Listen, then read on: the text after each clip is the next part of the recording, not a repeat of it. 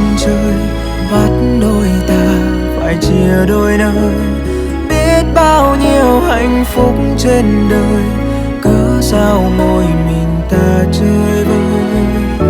Ngoảnh mặt rời đi nào ai muốn làm tan nát cõi lòng nhau.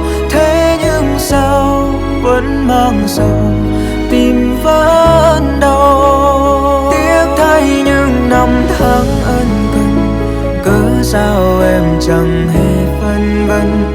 Lá thư tay cũng đã vơi dần, im lặng hay nhớ đơn. Khi lời hẹn ước càng thêm bé bàng, lặng thầm quay bước nhanh. Ba kiếp tình đổi một kiếp duyên, chẳng